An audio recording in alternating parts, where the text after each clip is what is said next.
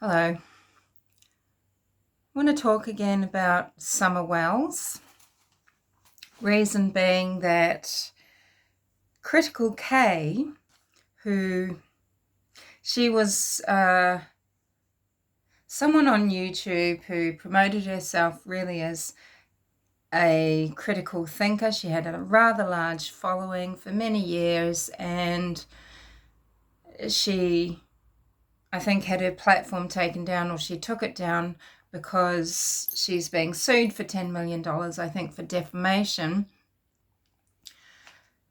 Let that be a warning to people. I found, because Emily made a post on her feed, I found that Kay is still on YouTube. Her YouTube channel is Just Kay. I'm linking a video, and Kay's only got a few videos on this channel, but it's a recent one that I'm linking. And Kay is interviewing someone that's been in touch with Grandus, so Candi Harer, Candice Bly's mother. Now,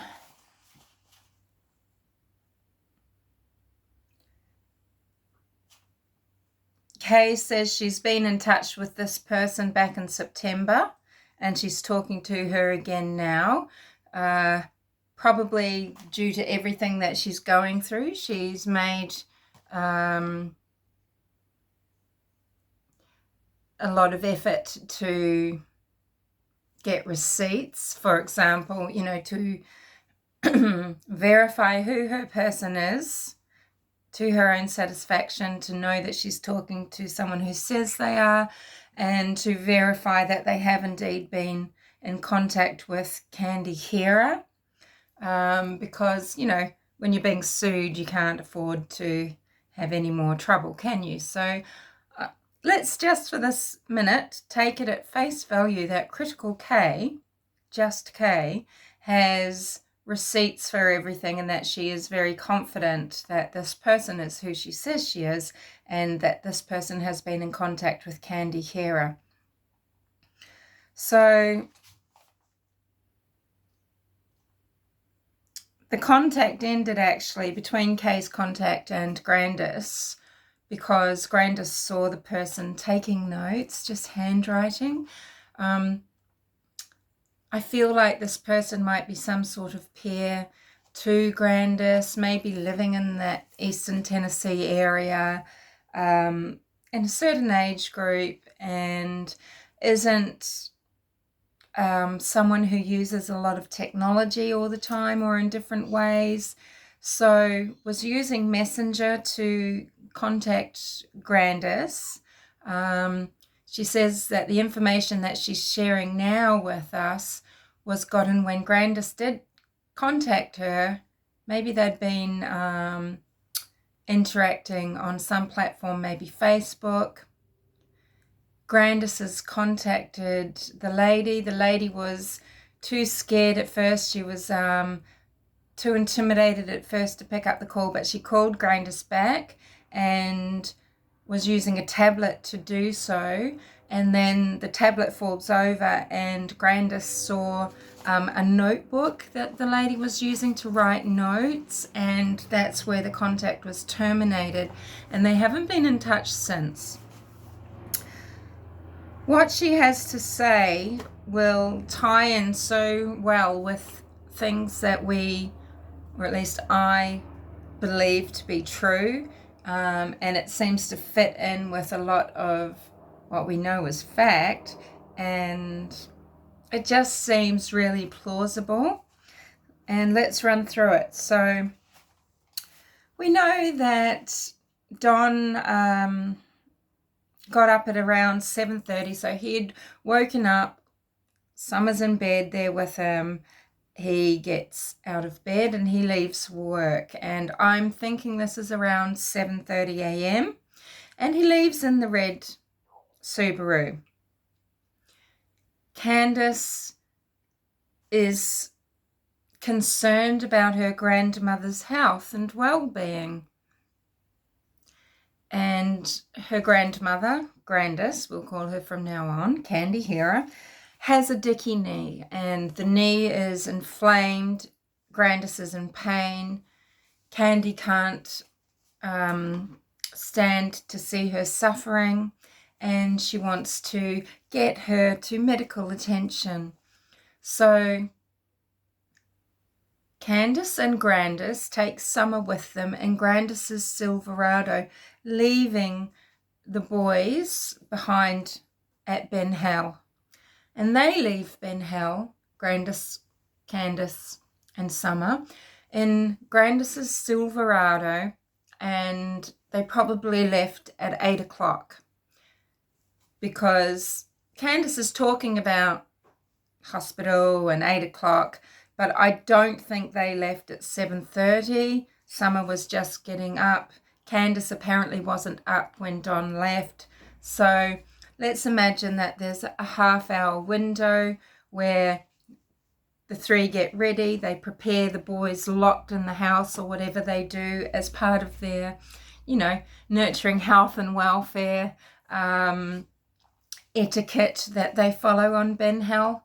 And they probably left at about 8 o'clock, and they're going to an emergency room in one of the hospitals in Kingsport, which is half an hour's drive away out through Beach Creek. And there's couple of big hospitals there, but they go to a specific one, and we all know that it's not a quick process when you are going to an emergency room. You go and you check in, so you talk to the triage reception area. You may be seen by a triage nurse quickly, depending on what's wrong, but generally, what happens is, as people are checking in and explaining their situation and being assessed, they are triaged. They're put in the order of importance. And someone with a knee that's inflamed and they're in pain and they're a little bit elderly, they're not going to be at the bottom of the pile, but they're not at the top of the list, depending on what's going on that morning. So, and also emergency rooms, on the weekends and that early week, Monday, Tuesday, they are dealing with people that have been partying all weekend and have had all sorts of terrible accidents, drug overdoses, freakouts, all of that sort of thing. So it's a pretty busy time. So you really have to imagine that they're going to be longer than just 1, 2, or even 3 hours to be seen, to check in, wait, be taken through to where you're going to be examined, to have your interaction with, with the nurse who may go and get a doctor. We find out that Grandus actually was given an injection for the inflammation, so she's probably suffering a lot of arthritic pain. There could have been an infection, but it's probably just inflammation of the tissue. She's got some sort of insert in her knee. She's had some sort of operation. Maybe she's got some sort of bionic knee. I don't know, similar to having a hip replacement. But it's giving her grief, and I think all the tissues and tendons, etc., connective tissue would be giving her, cause for alarm. She's been given probably some sort of cortisol injection. I'm guessing some sort of steroid to reduce inflammation, and she's given a script. But whilst Candus has just dropped Grandus off and Grandus is inside, Candus is waiting in the car for Summer. And waiting in cars is not generally something little girls do calmly and patiently, not for hours, right? And it's not the sort of thing that Candus wants to do, is it? And we know that she's in contact with H, and I would say the sole reason that she texted H to say, hey, just in Kingsport, I'm down there with my grandmother. She's sparking off conversation with H. So sure, he texted her or called Candus And they've decided that Candus is going to go around to the house in Kingsport where H lives and possibly pick him up for an outing. H is a minor. He's a boy of 14 years old at the time, I believe, 14 or 15. He is the son of Ellie. Ellie is the daughter of Sherri. Sherri was friends with Grandus, and that's how the families merged initially in a friendship group. Sherri has a mother who is Ellie's grandmother, who is in the interview, on the interview room with Hunter, Ellie, the grandmother of Ellie, and their friend Leslie. Sherri doesn't appear there. She has been very silent throughout this period of time, this 9 months. But permission was asked of Sherri, can Candus come round? Now, whether it was just because of this rift between the two, she just doesn't want to see Candus or not, I don't know. But Sherri wasn't at the home at the time, and as long as it happened while she wasn't there, it was all right. I'm under the impression that Ellie doesn't have custody of her own children, that it's kind of a situation like you had with Libby German, where Libby is living with her grandparents, but the parent that doesn't have custody is actually in the household. I really don't understand that. If a family member, if a parent doesn't have custody of a child, they should not actually be at liberty to live in the same household with the guardians that are appointed. It doesn't make sense to me. They've lost custody for some reason. Why the frick are they around their children and not under some sort of supervised situation? Anywho, this is what I feel that I know. I could be wrong. I think that Sherri has custody of H and his daughter, and Ellie still lives there with her. Ellie was asleep in the back room when Candus and Summer arrive to collect H. Then their story is that they pick up Grandus, and this is the only thing in their series of events that they put together in the same order, because they hit the same little spots, you know.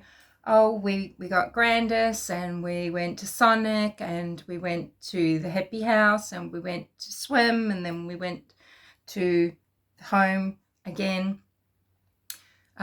They say this in different orders, but they both say they picked up Grandus first and that Grandus was with them at the swimming hole. Well, critical case contact says Grandus, who was talking to her because she was depressed, she needed to talk, she was despairing, she needed an ear, and she trusted this person. It was someone she felt comfortable with to open up to, and she admits several things, and one is that she didn't go to the swimming hole. Now, we know with regards to the swimming hole, there's several stories about that as well. H at one point says Grandus stayed in the car initially and was maybe using her phone and then walked down. We've got Candus telling us that she helped her poor mother hobble down to the edge of the water. Hunter is saying that they were both looking around at flowers. This woman is in so much agony that she needed to go to the emergency department for pain relief. She's not hobbling around. Maybe if she did go to the watering hole, she was sitting in the car and she wouldn't have known what was going on down at the water.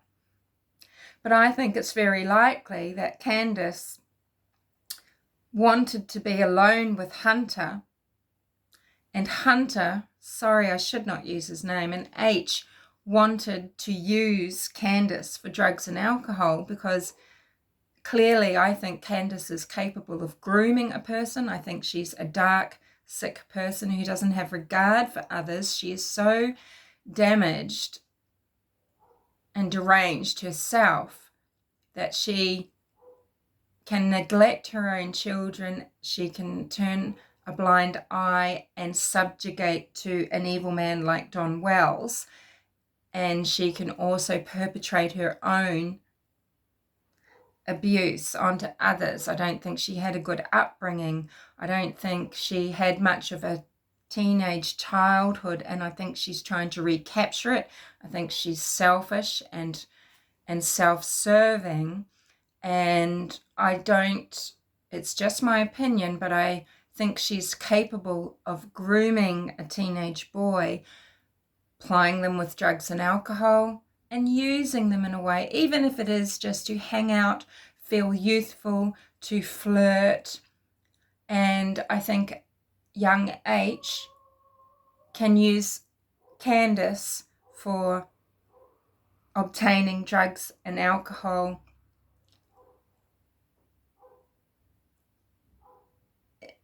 just using her in that manner.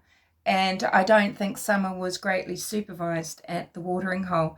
This swimming hole is actually, it's the horse pond at the stables. And it's part of a larger area. It's on the edge of a larger area, Warriors Park, something like that. And it's where horse stables are, and they can walk down to a little inlet that's off the bigger waterway to just walk the horses through the water. It's mucky, it's stagnant, it's full of algae, it has a lot of submerged debris. It's dangerous for someone who cares about the health and well-being of your mother, you know, indeed wanting them to go to emergency so that you can get a script for painkillers. For someone that is so caring, such an attentive mother, it is a disgusting place to allow any child, to allow a little girl, to allow her to go underwater or just to splash around, to encourage her to do this so that you can film her for your TikTok. So we know that Candus makes a TikTok and she films Summer splashing around in this foul water, and she films Hunter H bending down, putting something down. It's in the exact spot where Jamie, aka Jackhammer, films. He's taken this video down, but he filmed it. It's in the exact place where he found the black plastic rubbish bag that had twisted tea cans in it and food wrapping rubbish, etc. And so it's like we see him put something down, he bends up, he gives a funny, goofy grin and walks past the camera and walks down. And he's shirtless, he's in his shorts, and in my opinion, he looks a bit high. He looks under the influence. He says he's only had one twisted tea. We know that they bought vapes, etc. What I think happened is Candus took H from the home. They all went, her, Summer, and H, past a hippie house. They bought vapes and possibly alcohol and other drugs. They went to the swimming hole while Grandus was still at the hospital. They have not supervised Summer. Candus is not a helicopter mother. She's not a mum on patrol. She's a piece of shit. And yes, it doesn't mean there can't be some sort of... See, if love is action, how can it be love? But it's something. There's something. I couldn't explain what she feels. I don't know what type of feelings sociopaths have, but there's some neglect. Something happens, right? Because Ellie and her grandmother have a vested interest in the stories they're telling to the interview room and to TBI. They have a vested interest in trying to protect H with these tales that change and make no sense. So something happened. They know that he's at risk because he's been in a situation that has had the outcome of a little girl being missing. A tragedy has occurred and he's involved. So at the swimming hole, we know that Candus has put Summer into a tracksuit. Now, I don't know what order they would have done things in, and there's, of course, everyone's got a different story. Certain people will know things. Let's just trust that TBI do know, Ronnie Lawson does know. Maybe the interview rooms, Chris McDonough knows. For example, he might know they only bought 3 Sonics and not 4. What time was this, etc. But the story is, okay, that, you know, they all left. Grandus, H, Candus and Summer left the watering hole. I think they went to get Grandus, maybe leaving because she was ready to be picked up, and then they've gone to shopping, maybe got a Sonic and picked up her script of painkillers and then dropped H home. So that does allow for a reasonable window. Let's say they're at the swimming hole, H and Candus and Summer, from, say, see how, because part of the story is that Ellie is trying to tell us, you know, they're trying to put forward the time that H was picked up to say 11 o'clock. I think they did leave more like 10 o'clock, arrived at the swimming hole by 10:15, 10:20, however long it took to drop off at the hippie house first to pick up their AOD, the vapes, etc., and then to the swimming hole, which is nearby. And if they were there from 10:15, say, to 11:15, I think they were there much longer than they're saying, the little 20 minutes that they're saying. H assures us that Candus would never drive drunk, and Candus says she would never do that and it's too risky. We know that Don's in jail because he's been driving drunk and for other things, but that's why he's in prison, jail now, if I understand that correctly. Maybe Candus doesn't, but H certainly was, and I think there was a lot of Candus just wanting to feel free and easy and not really paying attention to her little daughter. When she's been in the car, when Grandus is picked up from the hospital, so this might be, say, 1:30, 1 o'clock, 1:30,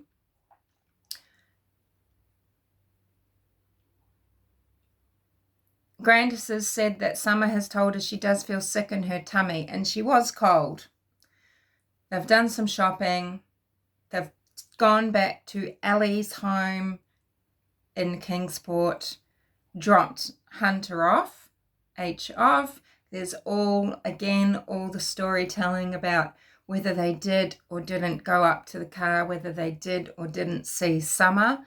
But by now I feel like it's been a couple of hours at least since Summer was actually in the water and could have harmed herself in some way, either hitting her head, swallowing water, getting water in her lungs. I thought maybe too that she was given something to subdue her, just so that Candus could have some time with H. I don't know. I feel like more there's something that's happened in the water. So the timing would have to be, yes, dropping Hunter off at around 2:33. So it didn't just take 5 minutes or 15 minutes for Candus to do her shopping. It would have taken that longer time period, leaving H and Summer in the car together for a long time. Maybe Grandus in the car too. See, we don't know. When did Grandus actually get picked up from hospital?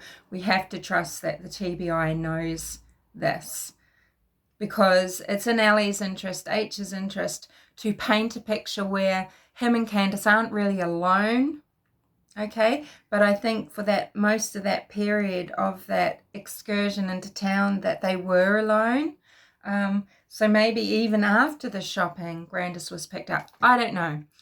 But anywho, what we do know is that at 3:09 on Lone Star Road, going past Murrell Road, which is a road that goes down, cuts through Falls Creek, Falls Branch, on the way to where Don was working.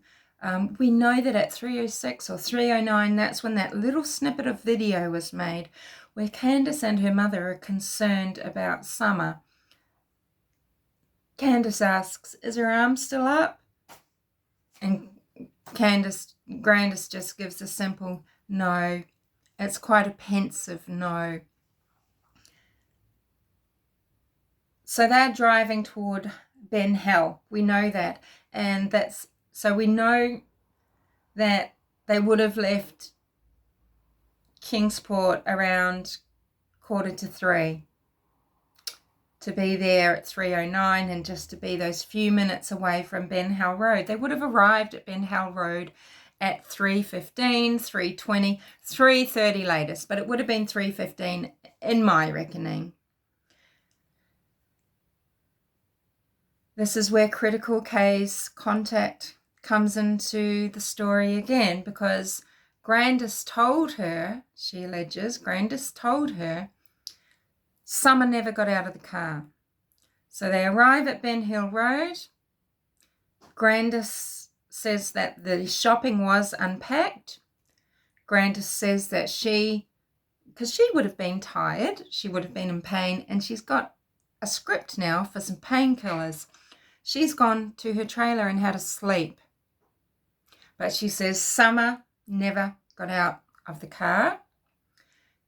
What she also says is Candus called Don, that Candus calls Don about everything. Candus doesn't make a decision without Don. And she says that Candus left Ben Hill with Summer to meet Don. And then she's returned, and then she's called 911. She said that she watched the boys go down to the area of land that is part of the property that's down on Beach Creek Road where Don's big shed is. You know, when he drives in and he says, and we came in here and I saw the boys and I knew she was gone. Down there. So Grandus is now saying she's mobile, she's up and about, Summer's missing, she's watching the boys go off down the hill, so down the dog trail that no one seems to know about, and because this is sort of near her trailer, she would actually be able to stand at the end of her trailer and watch the boys go off down that trail.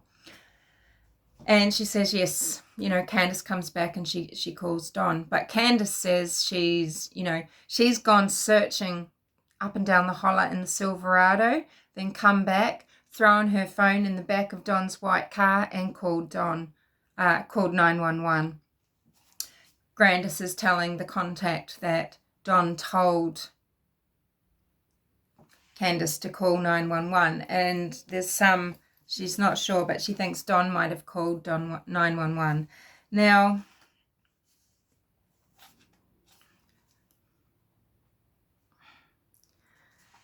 there's something just keeps ringing in my mind about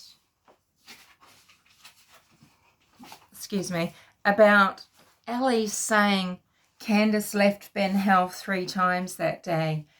And okay, so because did Candus leave pretty quickly? She got back, the groceries were taken out of the car, and she leaves at 3:30, 3:45 to meet Don.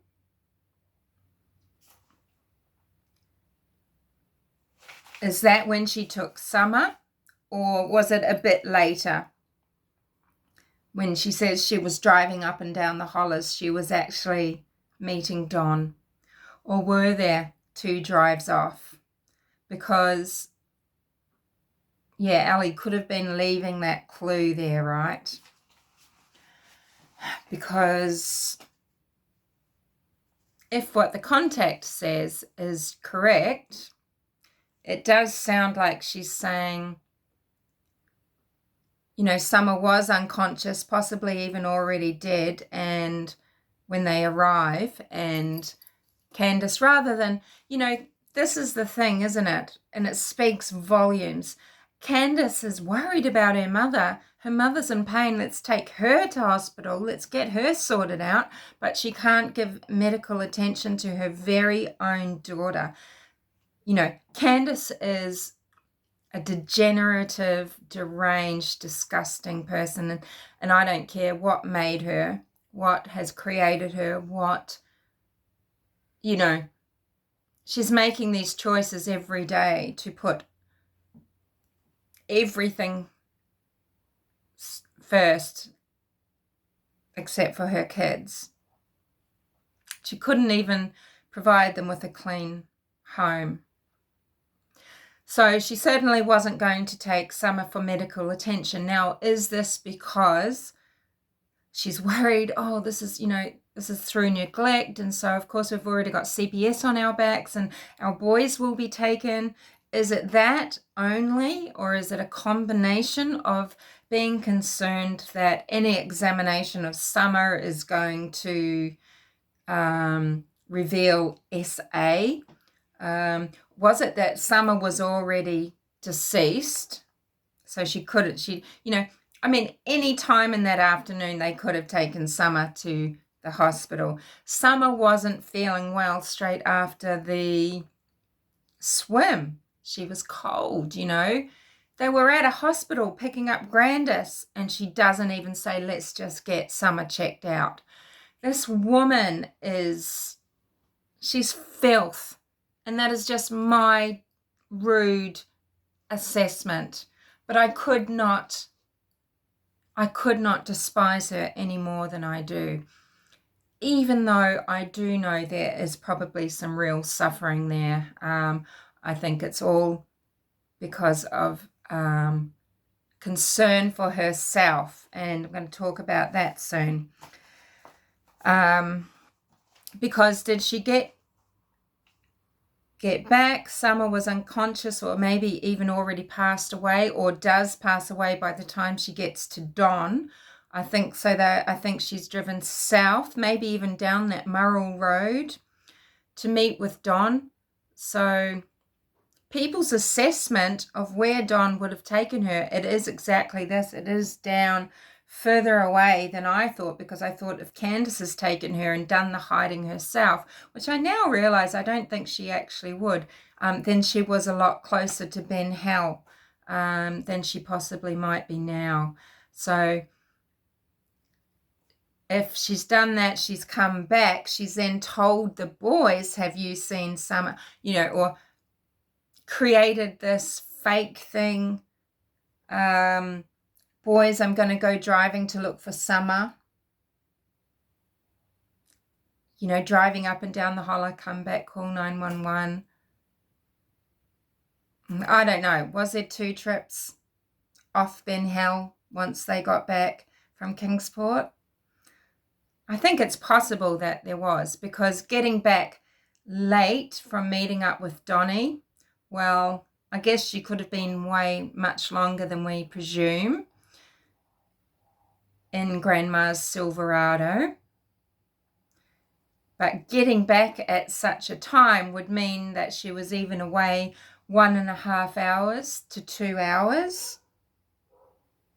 That's possible, but I feel like it's possible that she did nip out once to go to Donnie, you know, went for that run, right? And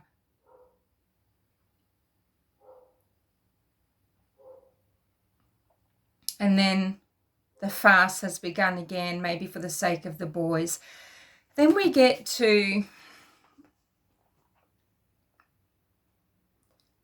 all the threats, the show of control that Don has over his family. You know, we know that he met Candus through his stepsisters. Candus was still young and may have actually known Don for a little while even before they got together. But Candus didn't have much of a teenage life, did she? And she seems to always be trying to just recapture something. And this could be the attraction of hanging around Hunter, and it also could be the attraction of trying to seduce a young person and feel young. And I don't know. She's such a damaged person. By the time she's met Don, she's had 2 children. We know that both her and Donnie had 2 children removed from their guardianship, which we can use very loosely, before they began having their current family together, the 3 boys in summer. But Don, we can see, asserts a lot of control, right? And there's 2 instances where he plainly shows us what's going on. We've talked about this from the start. The first one is in his initial interview, which Nick, the Technique Van der Leek, dubbed the Sermon on the Mount. The interview where Don is out talking to press at Solomon's Temple. This is the site where the press release was held, looking down over Lone Star Road. And it's just past one of the junctions of a main road that shoots off south. Murrell Road does it, and I can't remember the name of these roads, sorry.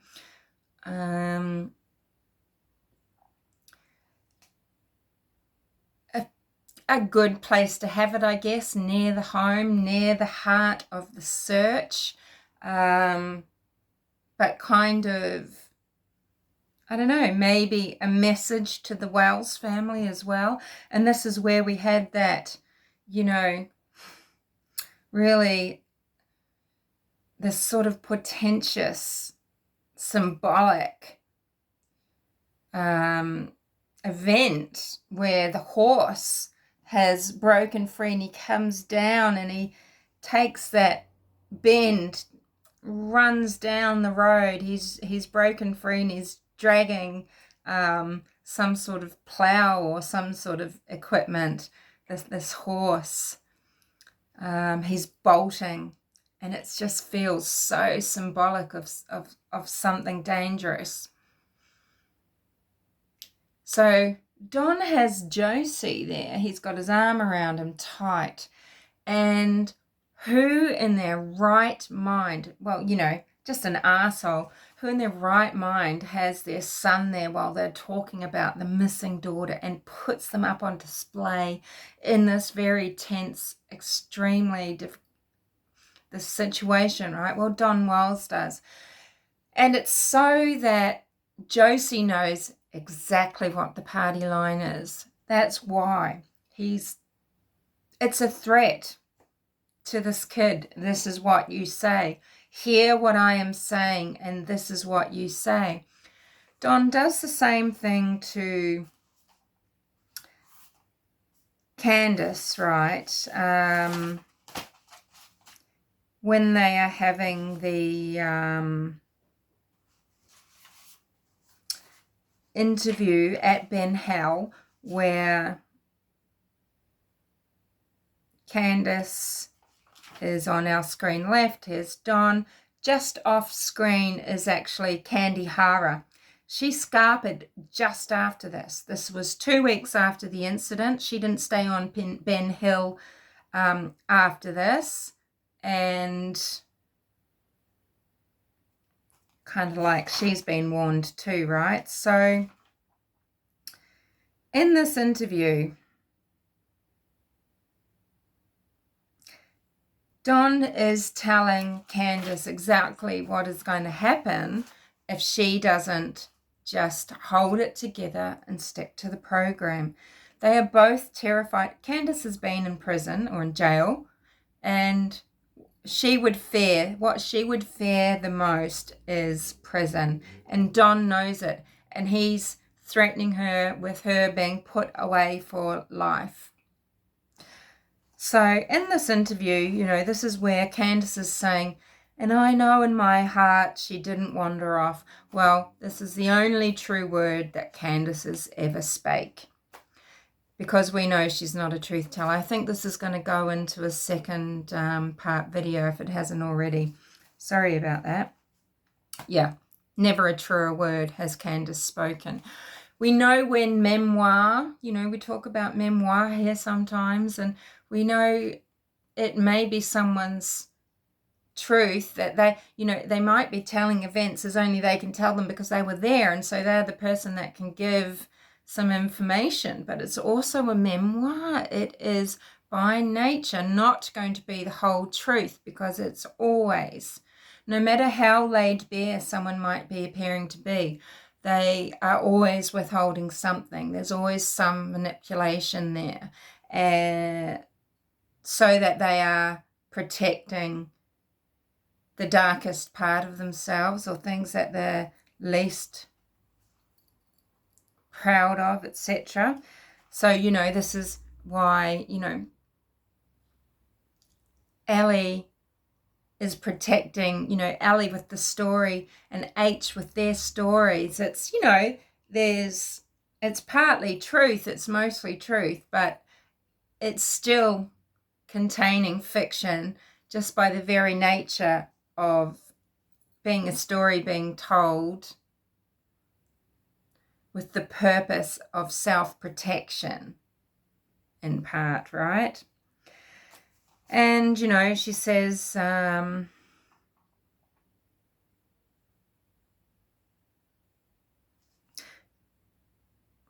in a way they have tried, Don and Candus have tried to protect the boys to the bigger degree, because they're only writing them into a tiny little bit of the story. They're not trying to make a complicated story up by, and the boys are outside and everyone, where were they at various times in relation to Summer? The only place they put them in relation to Summer, they minimize it down to the space of Summer walking, maybe being there a little bit separately playing, so that we're told the boys have seen her, and so that they only have to say, we saw her. And this moment of walking past and going downstairs, they've got these words attributed to them that she went downstairs, Mom, to play with her toys, so that, this is the simple story that they have to say. And then Candus is talking about, she doesn't go for walks, she doesn't run, she's scared of the bears and the coyotes. But, Summer was just gone. She was just gone when she went downstairs. And, she's putting the plea out to whoever has Summer or knows anything to just come forward and explain yourself, And then she talks about Summer being a tomboy, etc. And, Don's talking about, please tell the FBI, and that the person that knows anything, maybe the red truck person, that they're just so elusive. And he talks about the shaving of the head and how Summer tried to shave her own head, at the back. So they had to do it for her, complete it, and then they were going to let it grow all out long. And, how Candus shaved her head as well, so that she, Summer wouldn't feel bad. And, Don's saying, I knew right away she was abducted. I knew right from the beginning. He talks about how he feels for the searchers, how they're having to, traipse around in dangerous conditions. Remember when he was so pissed off because the search had stopped and there was so much, pressure from YouTubers and everyone around and no one else. He felt like no one was searching. He goes, and now they're not searching, so I have to. Right? And he did that one day of pretending to search for his little daughter. What a see you next Tuesday. But anyway, he is talking that he knows right from the beginning. He feels for the searchers. And then he starts saying, I wish we could search all the neighbours' houses, that we could get search warrants and just search all the neighbours' houses, all of the eastern United States is what he says. He says, yeah, get a warrant for the entire eastern United States, but I know we can't do that. Doesn't this all sound, it just is all, could be it's all interchangeable with the bullshit and jelly beans we had from Trezell and Jacqueline West, isn't it? Right? They wanted to search neighbours' homes. Oh, but they never knocked on anybody's door. But, they wanted search warrants for all the homes and etc. And anyway, Donna's saying she's an awesome young lady. About Summer, he's saying that there's always going to be haters, and Candus is saying, the most important thing is to bring her home safe, and that we love our children with everything we ever have. They've never gone without, thanks to Don, that he's a great provider. He's always provided for us. Summer's daddy has always provided for us. He's always working. In fact, he's still working a lot. And I really think one of Candus's main concerns is who provides her lifestyle, where to live, money for drug and alcohol. Now, there's been talk that has come maybe via Grandus that Candus, had money and everything withheld from her.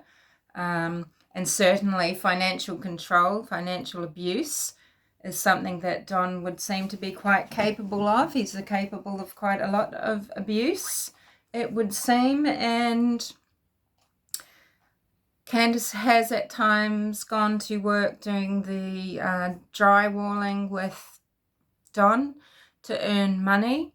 We know she's got they both have serious drug and alcohol problems. I mean, let's just not beat around that bush, right? And it would be Candus's priority is just being able to take drugs and alcohol. That's my opinion. Okay, so that's just my opinion. And then that's when she says, nobody would treat her like that. Like what? Nobody would treat her like that. Not when I'm around. Not when I was around, They start to talk about, how she loved to dance and she liked Frozen. She can only say Frozen, Ella. And that's when Don sort of, after a very awkward pause, pipes up to say, that she loved church. They talk about Robin a little bit. Don's talking about, he wants to thank the Christians that have helped them. We try to only relate to and to interact with and be around other Christians like ourselves, good people. They mention Robin in the church and how Robin was her best friend. And Don says that, Summer was always attracted to, pretty people, attractive people. Candus is saying, professional people. Don mentions that red truck again, and he also mentions, we don't know our neighbours. We never knew our neighbours. The way he talks about his neighbours, they're drug dealers. He doesn't know them. He wants to go to all the drug dealers. I mean, the first thing he wanted to do was clearly get high. But he says, now we've come to know our neighbours. We've got some good people around, good folk everywhere. And he's talking about how Summer liked to twirl, and he'd twirl her around and around and around until his arm got tired.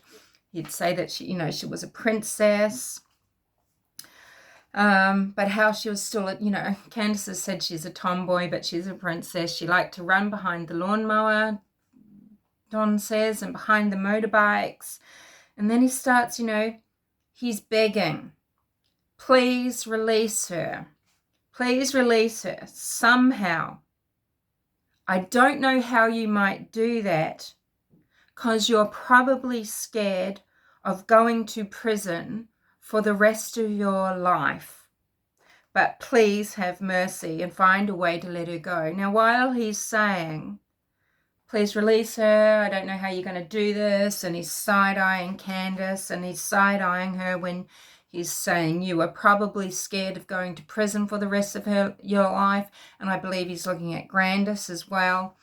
And Candus looks, she closes her eyes. She looks like she visibly changes color. She looks like she's going to vomit. She starts swaying during this plea, you know. Yeah. You know, Don's always been, you know, he's always laying blame, you know, oh, you know, I've always told, watch out, look out for Summer, keep her safe sort of thing. The boys, they're sort of, you know, laying so much blame on them, saying, you know, we always were telling the boys, look out for Summer, and they never did, as if it's their responsibility to watch Summer. You know, these boys are, or were sort of 12, 9, and then just a little bit older than Summer, I think. Maybe 7, I don't know. But, you know, and then Don's expressing how his worry is that she's locked away, that she's an outdoors person, and now she won't be able to play with puppies and be out in the open. I don't want to think she's dead, he says, and that's when Candus really gives him the eye. She goes, we've just got to find our daughter, right? She's appalled that he has mentioned the D word. I was thinking, I've always thought, you know, whether Don knew or not. We have talked, actually, we did talk early on, did Candus go and meet up with Don, and that it was possible. But I had been thinking Candus herself had taken Summer and hid her somewhere in the holler. But I'm thinking now she's not probably capable of that Don would have done that.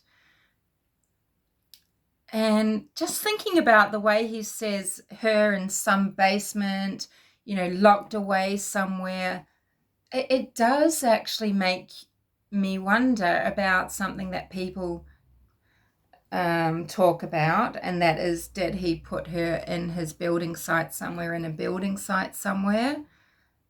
Because the way he's talking, it's sounding like because Don seems to be the type that if he knew that she was out in the woods, he would be sickly somehow comforted by that, knowing that she was just there in the forest, in a place where she loves. I feel like he would rather have had done that, and maybe he's got, you know, maybe he didn't do that. If this is all true, this is all alleged, right? This is just having a discussion about something that a contact of critical case has said. I'm not saying this is fact, or I'm not saying that this is what these people have done. This is a chat. It's an opinion chat. But it makes me think, yeah, is there something in that? Did he take Summer to one of the sites? And is she in a foundation or in a building site somewhere? Because that would disturb Don Wells. You know, the thing is, though, it didn't disturb Don Wells to have Summer, you know, sleeping in that dungeon at Ben Hell. Did it? It didn't have him disturbed to see her living in the squalor, living in a rubbish tip, basically. It didn't seem to disturb him that Candus would get high or drunk and pass out and just check out once he got home. It didn't seem to disturb him that the property was just such a mess. The house was a hovel, and that the children didn't have the things that they needed. They didn't have comfortable beds, healthy environments. They didn't have mental, emotional, spiritual, physical safety. They didn't have parents that applied themselves to raising children. They had parents that just were selfish and put them in danger the entire time. And they've got a parent that has coerced those boys with, to have to lie. And I think that what's happened is they have told the truth that they never saw Summer, or they've told that, Summer didn't get out of the truck. Candus, you are going to be arrested. I believe that wholeheartedly. I know that the day is coming. You think you're cleaning up Ben Hill to get your boys back? Number one, you're never getting your boys back. Number two, that is years too late. You created that mess you couldn't lift a finger. All you cared about was getting stoned, drunk. This isn't a cultural thing where, people were just talking about hillbilly. Dolly Parton is a hillbilly. Dolly Parton is a proud hillbilly with grace and class, and that name, it's not to be used as a slur, as something derogatory. It's things like that, names like that, terminologies like that, people themselves can use if that's their culture, and it means something in particular, and it's nothing that people like myself, city folk and things like that, we can't arrogantly apply it to people, right? Candus and Don are something else again, living in this isolated rural area that allows them to live in a decrepit way, flying under the radar, and it allows them to live a lifestyle where they put their children in danger constantly from their own behavior, from their own the neglect of the children, from anybody who's allowed up on that property. We've got the whole Jose Romero debacle. I don't know what to make of that. I think some of what he says, Jose says, is believable, and some of it isn't. But, I think, again, memoir, he's writing out the bits where he was there taking crystal meth and alcohol as well, and he's just leaving in the bits where maybe he was the one that might have been paying positive attention to the children, cooking them healthful meals and the like, and paying rent to Candus to help her while Don was away in Utah with Josie, and not always sending money back. We've got, Ellie buying groceries during that time. But, Candus and Don both are evil incarnate. Whatever created them, their conscious decisions that they make every day to choose themselves above the health and safety, the well-being, the happiness, they don't respect the sacredness of their children. They only serve themselves. And when their daughter has been in a critical position because of neglect, what have they chosen to do? Another person, a good person, even if, okay, they were drinking, they took their attention away, something happened, most people would instantly take that child for care. They wouldn't even stop and think, shit, what am I going to do? I mean, they might know, oh, this is going to be bad, but their first thing, the only thing that they would be capable of doing would be taking their child for medical attention. And this is not what Don and Candus did. And even if it's true that, Candus can't make a decision without Don, she has, in this tense situation, chosen to still not just act in the best interests of Summer to possibly save her life. She's still put the onus on Don. He can make the decision. He's going to clean this up. I don't want to be punished. It's all self-preservation from all of them. That's all they care about, is doing whatever the hell they want and the kids just have to deal with it. And then when one of them is in a life-threatening situation, they can't even get her medical care. I want to know, was she still alive when she was handed over to Don? Had she already passed? If indeed this is true, and a lot of us have theorized about this already, because it seems like an obvious thing to theorize about, right? Yeah.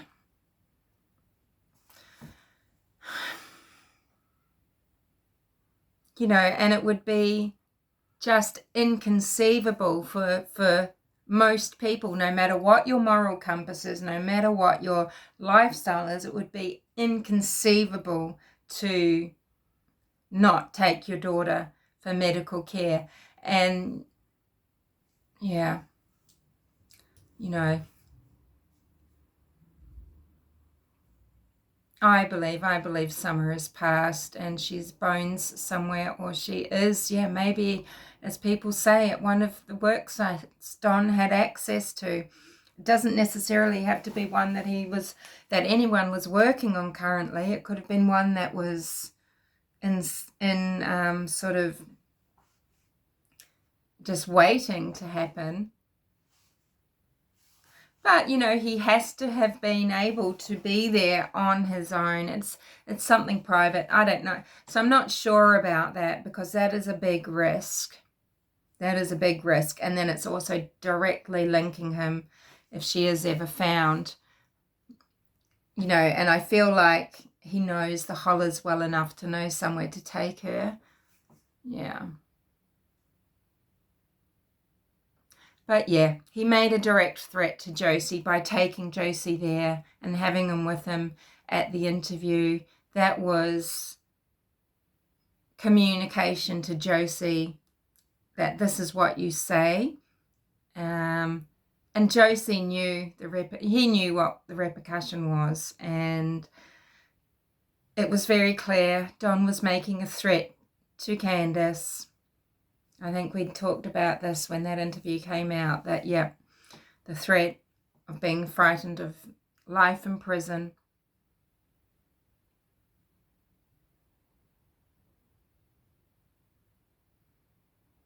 I'm just appalled that Grandus wouldn't, you know, speak up. If her daughter couldn't do it, the fact that Grandus didn't immediately, she just took off. And I know she mentions Rose all the time. I think Don he could well have had something to do with Rose's disappearance. Yeah. Yeah. However, if what Critical K's contact has said, be assured that they have spoken to TBI and actually have spoken, both of them, or, you know, that the contact has spoken to Ronnie Lawson, and Critical K has ensured that conversations or whatever that she's had with the lady has been released. She, you know, they say that they have given TBI and Ronnie Lawson the receipts, you know, showing proof of contact with Grandus.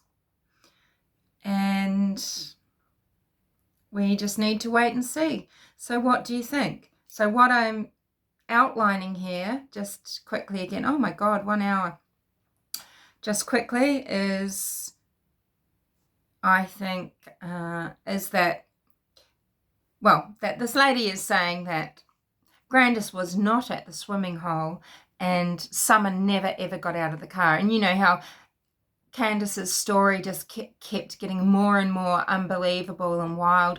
Oh, she leapt out, she jumped up, leapt out of the vehicle, you know, woo! Yeah, right? When we all saw the images. Now, I know there were people that were analysing that image, and I think it's very tricky to do so unless you really have some very specific training to analyse video, because, you know, the lighting and the quality of, you know, there's so many factors involved.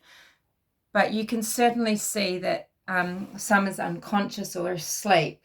She doesn't look right. But people are saying that she looks dead, or that there's bruising on her head. I don't know if that's just discoloration from shadowing, from being low on oxygen is a possibility.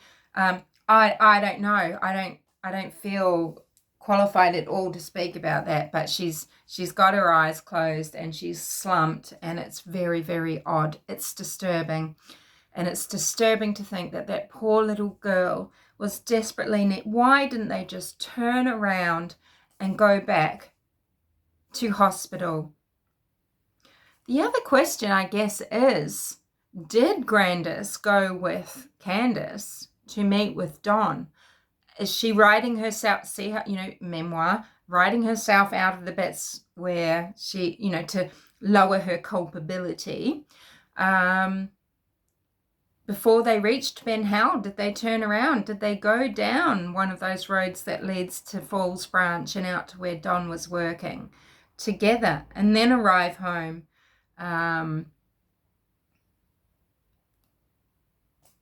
Yeah. Possibly.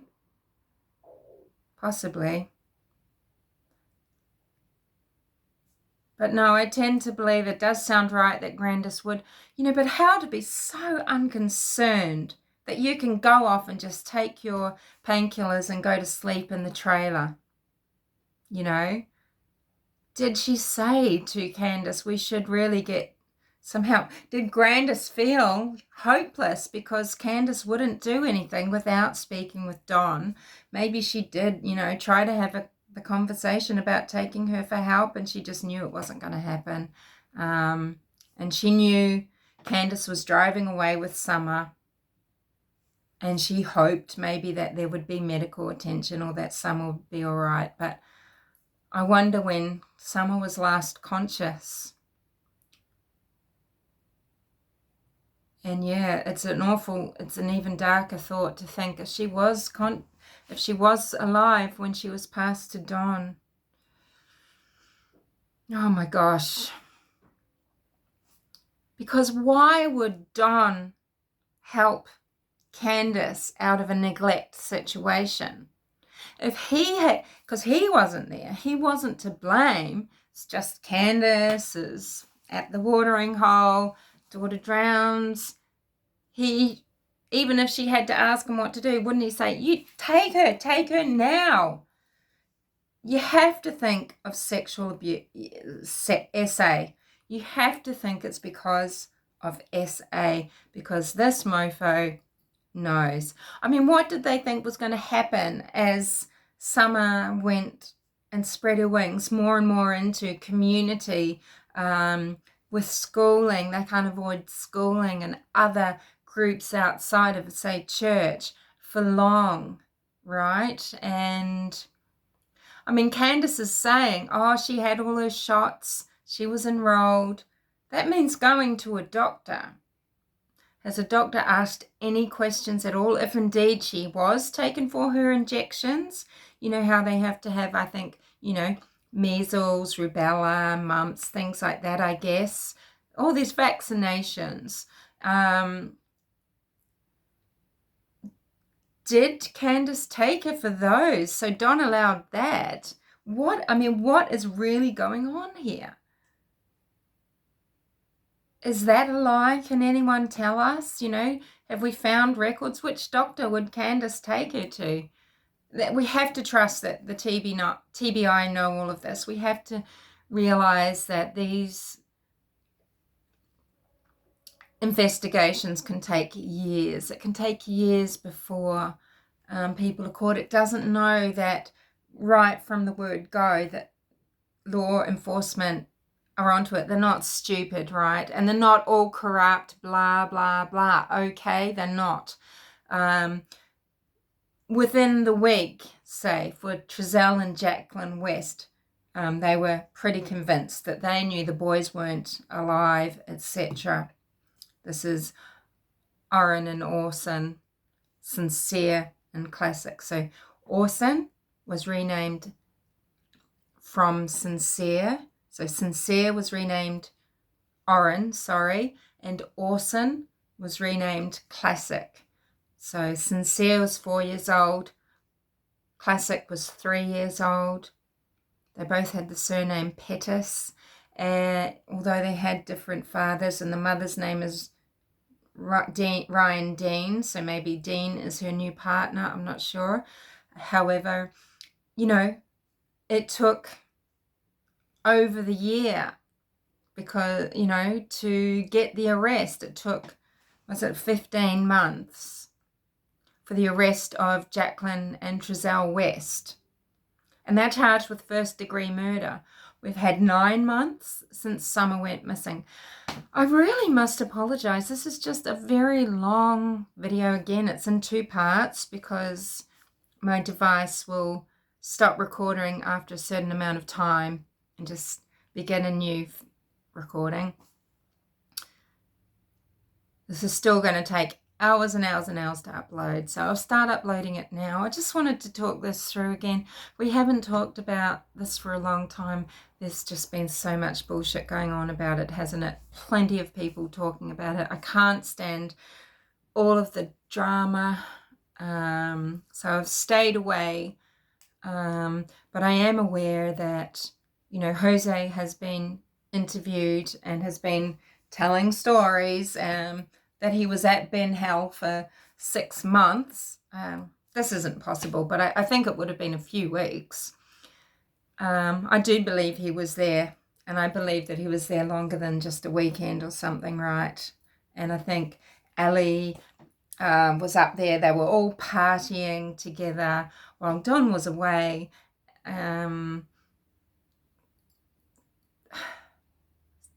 It's just hell on earth for children.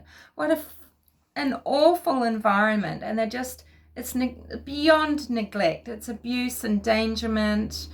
You know, the Wells should be in prison just for that. And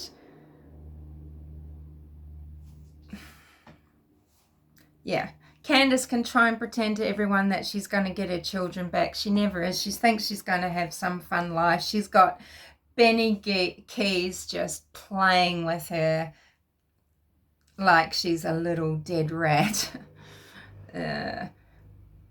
She's going to prison for life. That's where she's going. That's just my personal belief.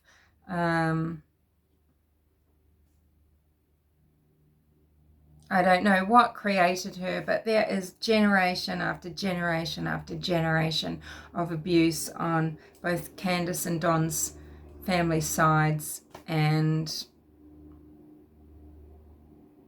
you know,